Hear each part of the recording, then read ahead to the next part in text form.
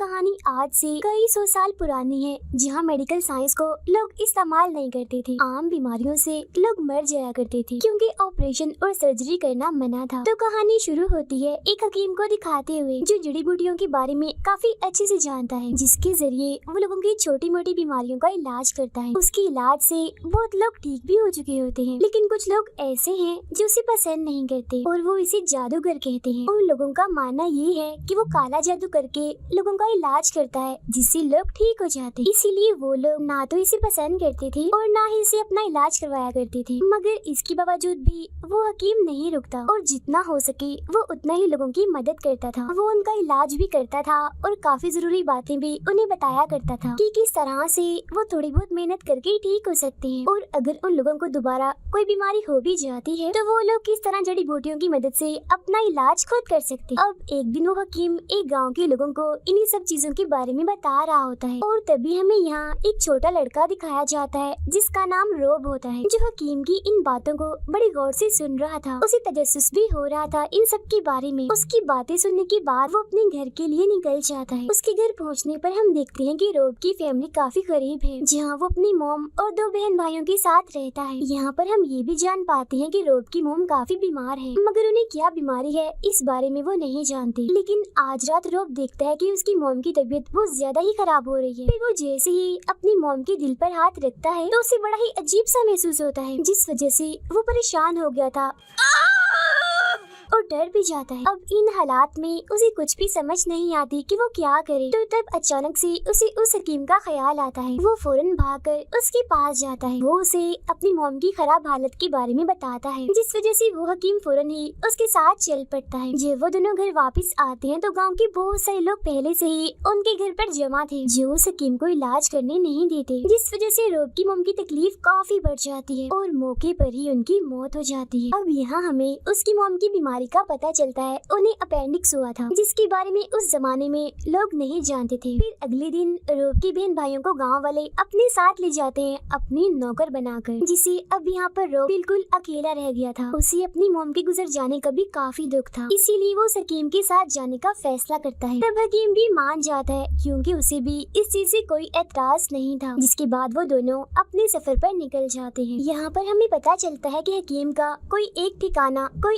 एक घर नहीं है। वो कभी एक गांव जाता है तो कभी दूसरे गांव। तो अब इस तरह से वो लोग इधर से उधर जाकर लोगों का इलाज करने लगते हैं। अब ऐसे करते करते काफी साल गुजर जाते हैं, जहाँ रोब अब बड़ा हो गया था और वो आज भी अपेंडिक्स का इलाज ही ढूंढ रहा होता है। ये नहीं जिस वजह से उसकी मॉम की मौत हुई थी। वो चाहता था कि जो उसकी मॉम के साथ हुआ वो किसी और के साथ ना हो, और वो कैसे भी करके इस बीमारी का इलाज ढूंढे। लेकिन यहाँ पर वो हकीम भी अभी तक इस बीमारी का इलाज नहीं ढूंढ पाया। वो जड़ी बूटियों से लोगों का बस बाहरी इलाज ही करता था। जिस्म के अंदर क्या है, वो कैसे काम करता है, इस बारे में वो नहीं जानता था। इसे एक दिन एक आदमी का इलाज करते हुए जैसे रोब उसके दिल पर हाथ लगाता है तो उसे दोबारा से अजीब सा महसूस होने लगता है। उसे बिल्कुल वैसा ही महसूस हो रहा था जैसा उसे तब महसूस हुआ था जब उसकी मॉम की मौत हुई थी, जिस वजह से वो एक बार फिर डर जाता है और बाद में हकीम से कहता है कि मैं जानता हूँ ये आदमी आज रात मर जाएगा। तब होता भी बिल्कुल ऐसा ही है, रात को ही वो आदमी मर जाता है। तो इससे हम ये बात समझ पाते हैं कि रोब के पास ये खूबी है कि वो आने वाली मौत को देख सकता है। पहली बार उसने अपनी मॉम के लिए भी बिल्कुल ऐसा ही महसूस किया था, तभी तो वो घबरा गया था। हकीम भी रोब की इस खूबी की वजह से काफी हैरान था। फिर अब गांव के लोग इस आदमी की मौत का जिम्मेदार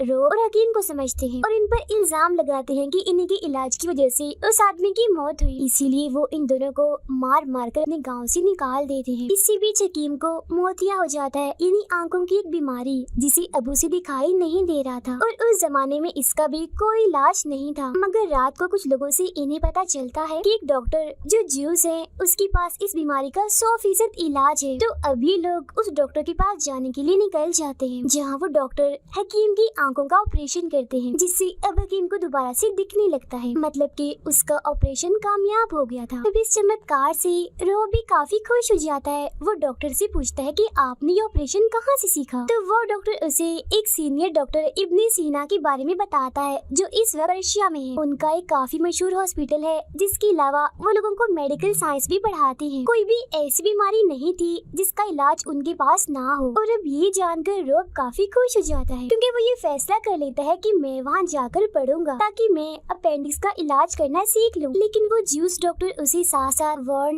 इन्हें जो करना भी करते हैं कि तुम्हें वहाँ जाने के लिए मिस्र से होकर गुजरना पड़ेगा, लेकिन वहाँ से किसी और मजहब के लोगों को गुजरने की इजाजत नहीं है। मगर इसके बावजूद भी रॉब वहाँ पर जाने का फैसला करता है। जाते जाते वो हकीम का शुक्रिया अदा करता है उस सब के लिए जो उसने हकीम से सीखा था। यहाँ हकीम भी उसे बहुत सारी दुआएं देकर अच्छा अलविदा कहता है, जिसके बाद उन दोनों के रास्ते अलग अलग हो जाते हैं। अब पानी के रास्ते से उसे मिस्र जाने में पूरा 1 साल लगने वाला था। जिस बहरी जहाज से वो जा रहा था उसमें और भी बहुत सारे ज्यूस थे। उनका ही नौकर बनकर वो जाता है। फिर जब भी लोग मिस्र पहुँच जाते हैं तो कुछ ज्यूस रॉब को समझाते हैं कि किस तरह से दुआ करनी है, कैसे उठना बैठना है और कैसे अकेले टाइम में रहना है। मतलब अकेले वक्त में उसी वो वाली प्रे करनी है जो ज्यूस करते हैं। अब यहाँ मिस्र से रॉब को उस शहर में जाना था जहाँ इब्ने सीना का हॉस्पिटल है। रेगिस्तान से वहाँ पहुँचते पहुँचते इन्हें 2 महीने लग जाते हैं। इनके इसी ग्रुप में एक लड़की भी थी जो बहुत खूबसूरत थी और उसे बेचने के लिए पर्शिया ले जाया जा रहा था। रास्ते में इन्हें एक आर्मी भी दिखाई देती है जो काफी जालिम थी, क्योंकि उन्होंने एक गांव के सारे लोगों को मार दिया था। इसी गांव में इन्हें एक छोटी बच्ची भी मिलती है जिसे वो लड़की अपने साथ रख लेती। रास्ते में बच्ची की तबीयत खराब हो जाती है तो रॉब उसकी मदद करता है और इस तरह से उस लड़की और रॉब की दोस्ती हो जाती है। आहिस्ता आहिस्ता दोनों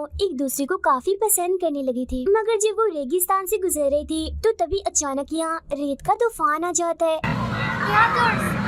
जिससे वो दोनों अलग अलग हो जाते हैं। फिर जैसे ही तूफान रुकता है तो वहाँ सिर्फ अकेला रॉब था, क्योंकि बाकी सब लोग मारे गए थे। तो अब वो अकेला ही उस शहर में पहुँच जाता है जहाँ इब्ने सीना का हॉस्पिटल है। ये शहर दरअसल मुसलमानों के एक राजा का था। अब रॉब इस गंदी हालत में जैसे तैसे करके उस हॉस्पिटल में चला जाता है, मगर उसकी हालत देखकर वहाँ के लोग उसे मारते हैं और उसे वहाँ से भगा दिया जाता है। फिर जब एक आदमी उसे बेहोशी की हालत में देखता है तो वो रॉब को इस हॉस्पिटल में दाखिल कर लेता है। अब जैसे रॉब को आती है तो उसे अपनी चोटों में जरा भी दर्द नहीं हो रही थी, इसीलिए वो अपने पास में खड़े हुए आदमी से पूछता है कि आपने मुझे कौन सी दवाई दी है, क्योंकि मैं काफी जख्मी था मगर अब मुझे मेरी चोटों का एहसास नहीं हो रहा कि मुझे कुछ हुआ भी था। तब यहाँ बातों ही बातों में रॉब उस आदमी को बताता है कि मुझे भी मेडिकल साइंस पढ़नी है, लोगों का इलाज करना सीखना है ताकि मैं फिजिशियन बन सकूं या कोई हकीम या फिर छोटा मोटा डॉक्टर ही सही। फिर अगले दिन रॉब को सीधा क्लास में ले जाया जाता है, जहाँ पहुँचकर उसे ये बात पता चलती है कि जिस आदमी से वो कल बातें कर रहा था वो और कोई नहीं बल्कि इब्ने सीना ही है, जहाँ वो अपनी क्लास में फिजिक्स, फिलोसफी और इस तरह की और भी बहुत सारी चीजें पढ़ाते हैं। यहाँ रॉब को काफी कुछ सीखने को मिलता है। उसे पुराने मशहूर साइंटिस्ट के बारे में भी पता चलता है। यहाँ उसकी 2 लड़कों के साथ दोस्ती भी हो जाती है। बहुत जल्द रॉब को ये बात पता चलती है कि जो लड़की उसकी दोस्त बनी थी वो मरी नहीं है बल्कि अभी जिंदा है। मगर बहुत जल्द उसकी शादी एक काफी बड़े आदमी से होने वाली है और वो आदमी उस लड़के की फैमिली से होता है जो रॉब का दोस्त था। तो अब ये जानकर रॉब को काफी दुख होता है। बहुत जल्द उसके दोस्त को भी ये बात पता चल जाती है कि वो लड़की और रॉब दोनों एक दूसरे को पसंद करते हैं। अब दुखी होते हुए रॉब एक लड़की के पास जाता है, लेकिन वो लड़की ठीक नहीं थी बल्कि वो बीमार थी। तो वो उसे हॉस्पिटल लेकर आता है ताकि वो उसका इलाज करके उसकी जान बचा ले। इसी बीच इब्ने सीना को भी रॉब की इस खूबी के बारे में पता चल जाता है कि वो आने वाली मौत को देख सकता है, मतलब कि कब किसकी मौत होने वाली है। यहाँ वो इब्ने सीना को अपनी मॉम के अपेंडिक्स के बारे में बताता है। वो कहता है कि इसी वजह से मैं गरीब लोगों का इलाज करना चाहता हूँ। लेकिन मुसीबत की बात तो ये होती है कि इस इतने बड़े हॉस्पिटल में भी इंसानों पर कोई भी तजुर्बा करने की इजाजत नहीं थी, जिस वजह से रॉब काफी दुखी भी था और मायूस भी। वो सोचता है कि मैं दुनिया के दूसरे कोने में आ गया हूँ, मगर यहाँ भी मैं वो सब नहीं कर पा रहा जो मैं करना चाहता हूँ, जिससे जाहिर है मैं ये भी नहीं जान पा रहा कि मैं उस बीमारी का इलाज कैसे करूँ जिससे मेरी माँ गुजर गई। तो इसीलिए वो यहाँ इब्ने सीना से सवाल करता है कि आखिर हम इंसानों के जिस्म के अंदर क्यों नहीं देख सकते। जिस वो जवाब देते हैं कि आजकल के दौर में और हर मजहब में इंसानों को काटना यानी चीरफाड़ करना काफी बुरा समझा जाता है। मतलब कोई भी इधर ऑपरेशन नहीं कर सकता और हो सकता है कि शायद आज से तकरीबन 100 या 1000 सालों के बाद ये सारी चीजें यानी सर्जरी और ऑपरेशन आम हो जाएं, मगर इस दौर में ऐसा मुमकिन नहीं है। अब यहाँ टोटल 3 तरह के ग्रुप्स थे। एक तो था मुसलमानों के राजा का ग्रुप जो दूसरे मजहब के लोगों को इत्तेफाक और प्यार से रहने का कहता था। मेडिकल और साइंस को वो काफी बढ़ावा देता था। दूसरा ग्रुप होता है पर्शियन का, जबकि तीसरे ग्रुप के लोग दूसरे शहर से आए थे और ये वही लोग थे जो जालिम थे, इन्हें जिन्होंने उस पूरे गाँव को खत्म कर दिया था। मगर इन दोनों ग्रुप्स को मुसलमानों के राजा का सलूक बिल्कुल भी पसंद नहीं था। उनका मानना था कि वो एक कमजोर राजा है, इसी वजह से वो अक्सर कोई ना कोई उल्टी सीधी हरकत करते रहते थे। फिर एक दिन उन जालिम लोगों की आर्मी एक खतरनाक बीमारी वाले आदमी को इनके शहर में भेज देती है, जिस वजह से काफी तेजी से वो बीमारी पूरे शहर में फैल जाती है।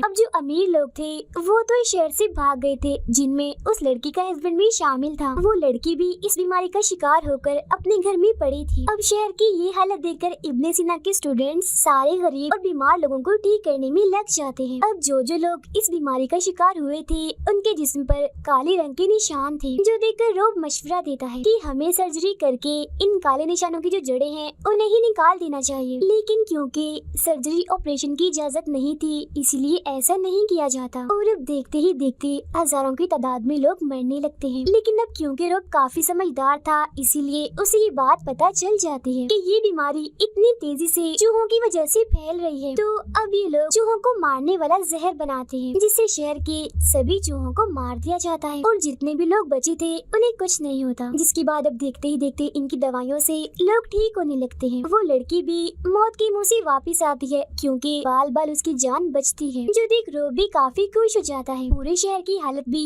पहले की तरह बिल्कुल ठीक हो गई थी और वो सारे अमीर लोग जो यहाँ से भागे थे वो भी वापस आ जाते हैं, जिनमें उस लड़की का हस्बैंड भी शामिल था। कुछ वक्त के बाद उस हॉस्पिटल में अपेंडिक्स का एक मरीज आता है, मगर ऑपरेशन न होने की वजह से वो बेचारा दर्द में तड़पता तड़पता ही मर जाता है। लेकिन उस इंसान के मरने से पहले ही रोब उससे ये इजाजत ले चुका होता है कि मरने के बाद क्या मैं आपका ऑपरेशन कर सकता हूँ। तो तब इस बात के लिए उस आदमी ने हाँ कर दी होती है। अब क्योंकि यही वो बीमारी थी जो बार बार उसे परेशान कर रही थी, इसीलिए वो बगैर किसी की इजाजत लिए उस आदमी की लाश का ऑपरेशन करने लगता है। हालांकि उसे काफी डर लग रहा था, मगर वो फिर भी उस लाश की चीरफाड़ करके उसे देखने लगता है। वो उसके दिल को अपने हाथ में रखता है और देखता है कि आखिर ये काम कैसे करता है। जिस्म के सारे हिस्सों की वो एक ड्राइंग बना लेता है ताकि बाद में ये उसके काम आ सके। यहाँ उसे अपेंडिक्स के बारे में भी पता चल जाता है कि आखिर ये होती कहाँ पर है और उसे कैसे निकाला जा सकता है ये भी। मगर यहाँ के कुछ लोगों को उसकी इस हरकत के बारे में पता चल चुका था, इसीलिए वो रोब और इब्ने सीना को पर्शियन के लीडर के पास ले जाते हैं, जहाँ इन दोनों को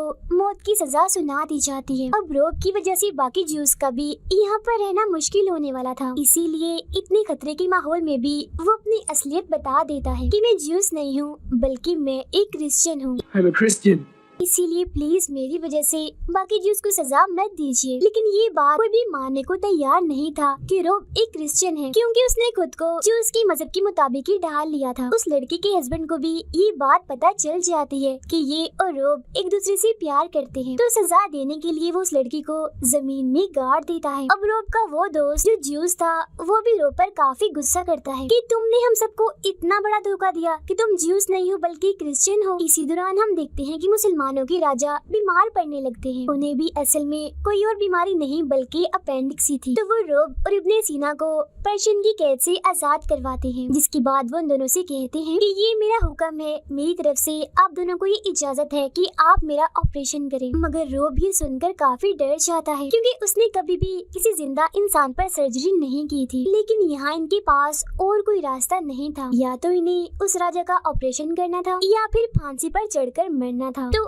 अब यहाँ पर रोब ऑपरेशन करने के लिए मान जाता है, लेकिन ऑपरेशन करने के बदले में वो एक मांग करता है कि उस लड़की को आजाद कर दिया जाए। तब राजा उसकी बात मान जाते हैं और उस लड़की को आजाद कर भी दिया जाता है। इसके बाद इब्ने सीना, रोब और उसका दोस्त डरते हुए पहली बार राजा की सर्जरी करने लगते हैं, जहाँ उन्हें काफी मुश्किलात का सामना करना पड़ता है। जैसे वो काफी घबराए हुए थे कि वो जिंदा इंसान पर सर्जरी कैसे करे, लेकिन फिर आखिरकार वो उसकी अपेंडिक्स निकालने में कामयाब हो जाते हैं। ऑपरेशन करने करने के बाद रोब काफी मुतमईन सा दिखता है, उसे काफी सुकून मिलता है। अंदर ही अंदर वो खुद को अपनी माँ का ऑपरेशन करता हुआ देखता है। राजा भी यहाँ बिल्कुल ठीक होते हैं, इसीलिए उनकी और रोब की दोस्ती हो जाती है। मगर इस बात से सारे पर्शियन उस राजा पर काफी गुस्सा होते हैं। उन्हें राजा पर इस बात का भी गुस्सा था कि उन्होंने इब्ने सीना और रोब को यहाँ से भगा दिया, उन्हें सजा भी नहीं दी गई। इसीलिए पर्शियन सीधा जाकर उस खतरनाक ग्रुप से मिलते हैं, जिसके बाद दोनों ग्रुप्स एक होकर अपने ही शहर पर हमला कर देते हैं। इसके अलावा तीसरे ग्रुप के बाकी लोग शहर के बाहर भी हमला कर देते हैं, जिससे पूरे शहर में हलचल मच जाती है। और तो उन लोगों ने हर जगह पर आग भी लगा दी थी। मगर यहाँ जितने भी लोग जिंदा बचे थे वो एक रास्ते से निकलकर अपनी जान बचा रहे थे। यहाँ उन ग्रुप्स ने एक लौते हॉस्पिटल और लाइब्रेरी को भी जला दिया था, जहाँ हम बाद में इब्ने सीना को अपनी लाइब्रेरी में देखते हैं। तब रोब आखिरी बार उनसे मिलने के लिए आता है, ये उनकी आखिरी मुलाकात थी। यहाँ इब्ने सीना रोब को अपनी एक काफी जरूरी मेडिकल डायरी देते हैं। साथ ही वो रोब को एक नाम भी दे देते हैं कि तुम एक फिजिशियन हो, यानी हकीम हो, एक डॉक्टर हो। यहाँ इब्ने सीना भी काफी बीमार थे, जिस वजह से रोब को काफी परेशानी होती है। वो अपना दुखी मन लेकर ना चाहते हुए भी उस लड़की के साथ यहाँ से चला जाता है। उसे लेकर वो वापिस अपने शहर आ जाता है। यहाँ वो शादी करके अपना एक हॉस्पिटल भी खोल लेते हैं। रोब अपने बिछड़े हुए बहन भाइयों को भी यहाँ ढूंढने की कोशिश करता है। कुछ सालों के बाद यहाँ वो शुरुआत वाला हकीम वापिस आता है, लेकिन कोई भी मरीज इलाज करवाने के लिए अब उसके पास नहीं जाता। यहाँ एक बच्चा उसे रोब के हॉस्पिटल के बारे में बताता है, तो यहाँ हकीम ये जानकर काफी खुश हो जाता है कि रोब ने अपना एक हॉस्पिटल खोल लिया है। वो भी रोब से मिलने